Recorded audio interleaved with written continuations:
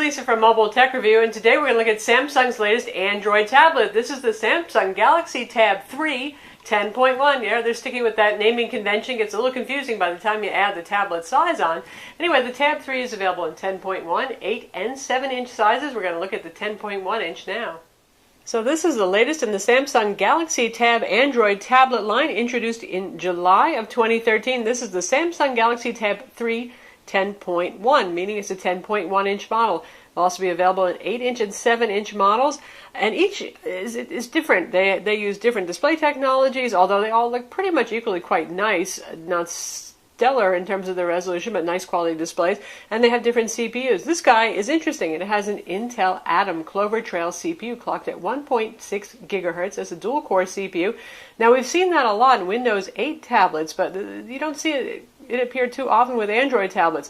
In the old days, some of the lesser-known brands would have dual boot products that would boot in Android and Windows, and they would go with Intel, but not so common now. So it's interesting to see it here anyway, but much as the Intel Atom Clover Trail is a little bit slow to run Windows 8 because that's a much, much more demanding operating system that's meant for more powerful CPUs, it holds up well here.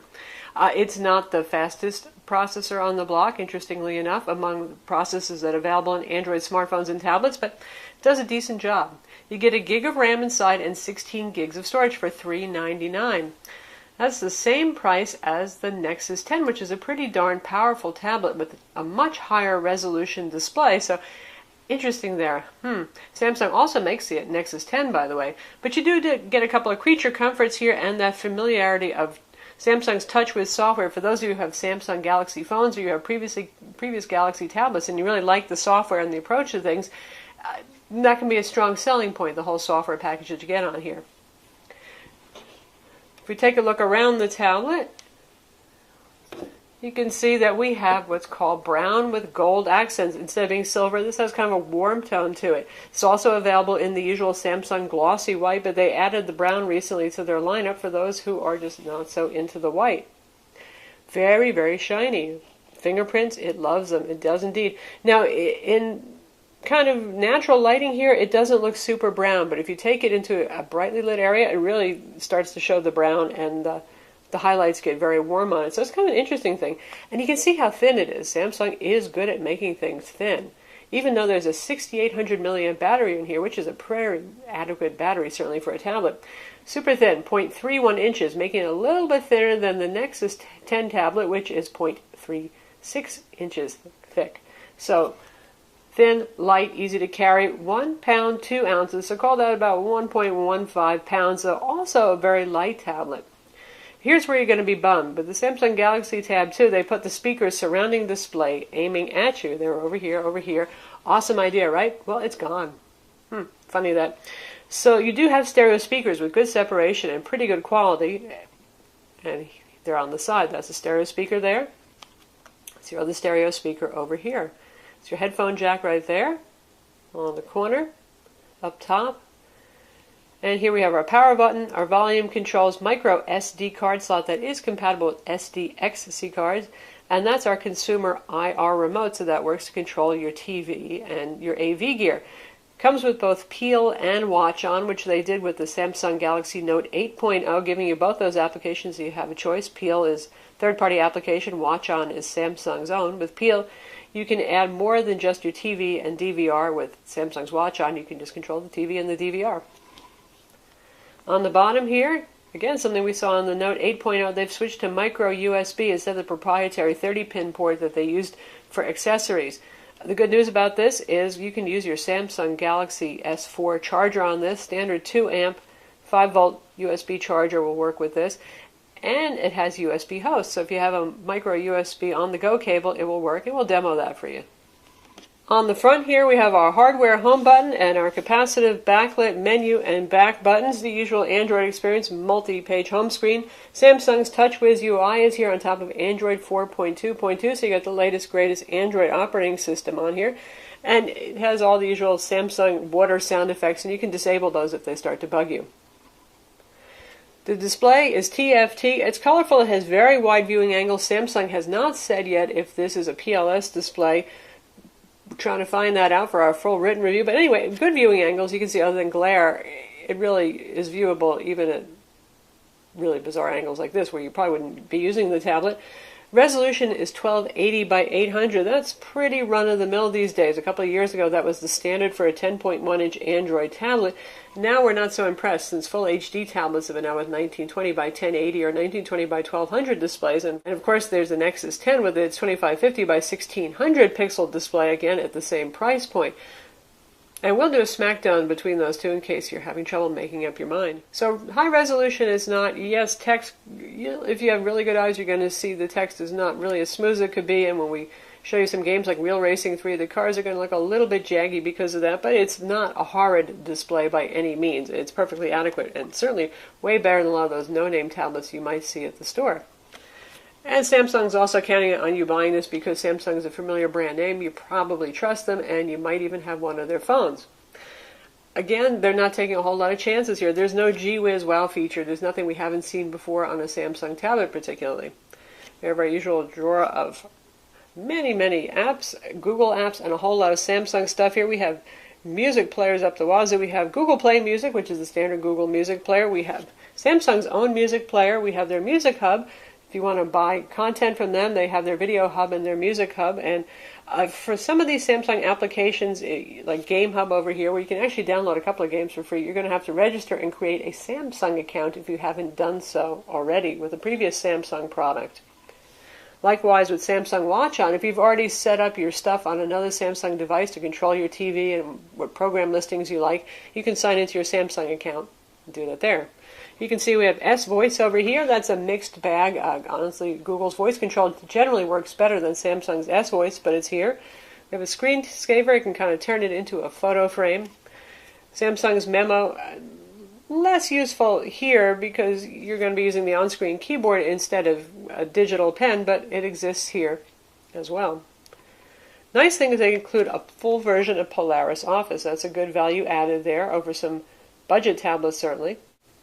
And this is the full version. We have templates over here, and if I want to create a new document, it's as simple as choosing one right there, and now I've just created a new spreadsheet. So for those of you who need mobile Office on the go, it's not going to have all the features of MS Office. Polaris Office is pretty capable, but it doesn't have every single feature. But it'll get the job done, for basics at least. As I mentioned, Samsung's TouchWiz UI is here. They like to customize the icons a little bit, and things like here, drop down, easy control of all sorts of stuff. Your wireless radios, the GPS, yes, it has a GPS built in. Sound, your screen rotation, Bluetooth, blocking mode, which makes a lot more sense on a phone than it does on a tablet. But that silences it. You can set, so you don't want to have it going beeping and whirring and letting you know about new email at 2 a.m. You can tell it to not bug you from midnight to 7 a.m. Power saving mode, we've got driving mode. I'm not sure how many people are going to be using this as an on-the-go driving GPS device, to be honest, given the fact that it's Wi-Fi only. I'm sure eventually we'll see carrier versions. That's always happened with Samsung tablets. Then it might make more sense. But you could use your phone as a mobile hotspot for this, or use a MiFi so you could have maps on the go, or you could pre-download your map data as well. We have Smart Stay. It uses the front camera right here, so it keeps an eye on you, and it knows if you're looking at the display and it won't turn it off. I find that feature pretty darn useful. Turn sync on and off, and we have airplane mode. Not as complex an array of settings that we saw on the Samsung Galaxy S4 smartphone here. A little bit more limited, and you'll notice that there's no multi-window mode on this guy, like we saw on the Samsung phones and on the Note line. So you don't have that little pull-out over here that's going to give you a little strip of applications. Probably, I think the CPU is strong enough to handle that feature. I probably just want to give you reasons to spend more money on the more expensive Note line. Samsung's customized contacts and calendar applications are here. S Planner, most notably the one that has the skeuomorphistic, looks sort of like a printed kind of calendar instead. I like it pretty well myself. If you're fond of Samsung features, you'll probably like that. A couple of preloaded widgets here. We got the weather, we have Yahoo News, and you can see we have a task manager up here for a widget, various calendar widgets. The usual Google widgets are here for things like your bookmarks, clocks, dual clocks, email. Flipboard, of course, Samsung loves Flipboard, so you got Flipboard here. Music controls, a little mini memo, that can be handy certainly, picture frames.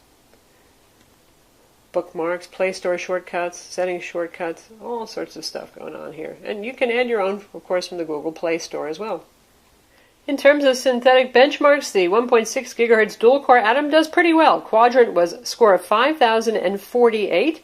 You compare that to something like the Nexus 10 that scored 49.59, so it's actually a little bit better. Not as good as the Sony Tablet Xperia Z, though, which was 74.50 in comparison, and that one has a Qualcomm Snapdragon CPU inside for a bit better performance. Antutu, 21,135. That's a very strong showing. Graphics scores are not quite as impressive. GL Benchmark, now known as Graphics Bench, 2.7, using the Egypt 2.5 HD test, 32 frames per second and 25 frames per second off-screen. For 3D Mark, the Ice Storm test, 6,421, and the demo ran at 25.9 frames per second. Compare that to the Sony Xperia Tablet Z, that demo ran at 49 frames per second versus 25.9. But it holds up pretty well versus the Nexus 10, which scored 25.5 frames on the demo. For our Sunspider score, we got 1171, not bad, pretty decent there. So overall, pretty good benchmarks, the graphics benchmarks being maybe not as impressive as Qualcomm Snapdragon late CPUs, but pretty darn good, actually. Now, for those of you who want to use the USB host feature, we have just a generic USB host cable right here, no name brand, works just fine, meant for smartphones and Android tablets. 32 gig flash drive. We're going to plug it into the micro USB port at the bottom, and Samsung's built-in file manager should open up and it should say, woohoo, you've inserted a flash drive. And there it is, USB device connected. It's opening up the file manager. Our USB drive listed there. And there's all of our stuff. So say I want to play a song off of here. Let's see if I can pick one out.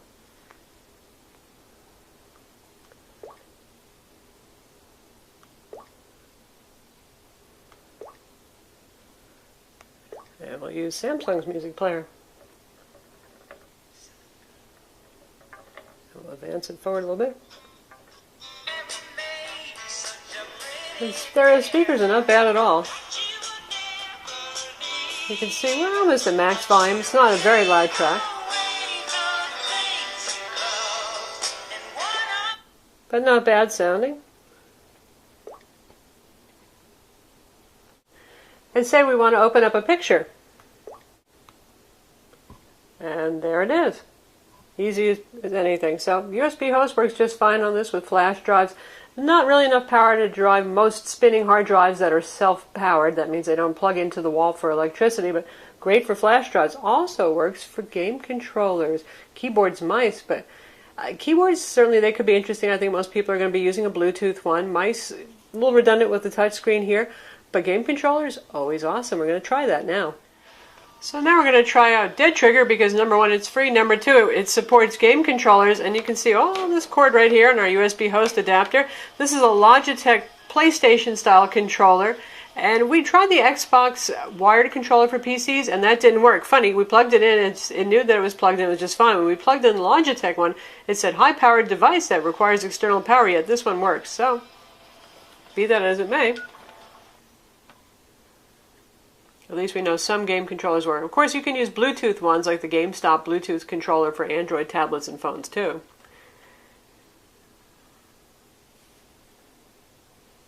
And Dead Trigger is a little bit slow to load on this for some reason. It's a little strange. And so here I am moving my little friend up and down here. And shooting. Controller works just fine.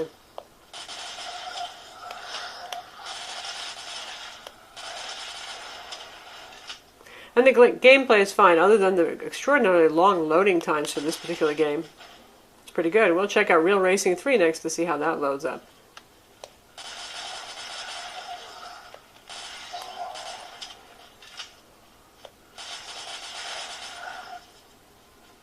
Alright, now we're in Real Racing 3, also that has longer than normal load times. Now, so far our storage benchmark numbers were not particularly poor on this, so it might have something to do with the Intel CPU being a little bit different. Still investigating that. But again, once the game loads, it runs fine.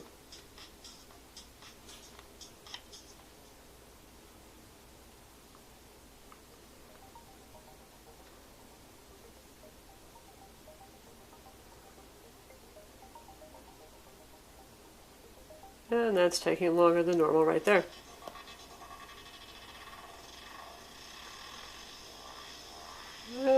frame rates are not as smooth as they could be right there. Let's see what happens once we get into the race. We do have our rear view mirrors.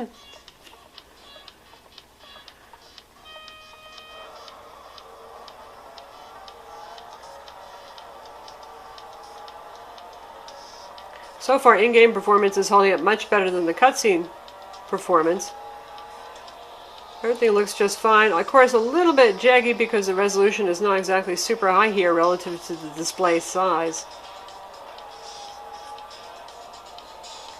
But it's definitely holding up well with a lot of cars in the field, and this curve often slows down a lot on a slower CPU, and it's holding up, it's playing nicely. So that's Real Racing 3 on the Samsung Galaxy Tab 3 10.1.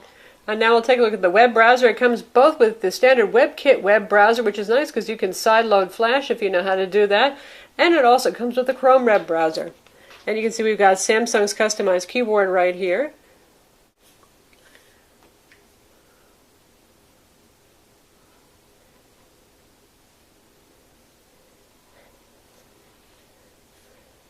And that loads just fine. And you can see what the text looks like. Not bad, really. Not super duper sharp like it would be on a Nexus 10 or an iPad with Retina display, but good enough.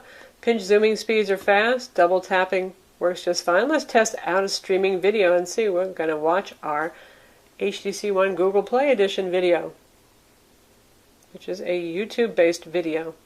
And that will play using the HTML5 version of the file by default, unless you sideload Flash.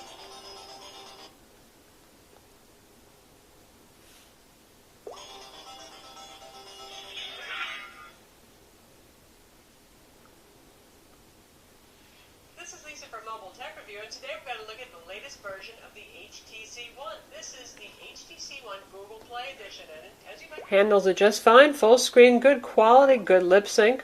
That's definitely a go. Tablet has a 1.3 megapixel front camera, meant mostly for video chat, and a 3.2 megapixel rear camera. That's right, only 3.2 megapixels, and believe me, it is thoroughly mediocre. Has some nice software settings. Of course, not everything you're going to see in the Galaxy S4 smartphone or even the Note, but the camera itself, the quality is, it can record 720p video as well. So you can see we got settings over here. You can adjust your EV. We've got some color modes, timer on and off. We have single shot panorama, buddy photo share, smile shot. And here we have more settings for your shooting mode, single shot, for example, what effects, what scene mode you want, exposure values. So a lot of nice powerful stuff there, but nothing that's really going to help a 3.2 megapixel camera take really fantastic shots. Does not have the touch focus feature here, as far as I can see, but it takes a fast shot. How Samsung does it, I'll never guess. 6,800 milliamps of battery inside, something this thin and this light, just a little bit over a pound. That's a lot of battery power, and the Intel Atom CPU is very power frugal. That's something we've seen even on Windows 8 tablets, and those are generally speaking more demanding of the processor and the GPU inside. And so far, our tablet has run 9 to 10 hours on a charge of actual use time on with the screen turned on. That's in a mix of working with Polaris Office, checking our email, visiting a lot of web pages, and watching some streaming video on YouTube. So pretty good showing there for battery life. So all in all, there's some nice creature comforts here. The IR remote, Samsung's own customized software. People who like Samsung are going to adore that display. Pretty good viewing angles on here. Tough competition it faces, though, considering that it doesn't have any stellar standout features. No really fast CPU, no great camera, nothing novel, no super high-res display. So I would say shop around and consider your options. The Nexus 10. We still have the Asus Transformer TF300 and the TF700 with a full HD display, Sony Xperia Z tablet. Lots to choose from. So that's a Samsung Galaxy Tab 3 10.1. It's available now for $399 for the 16 gig Wi-Fi model.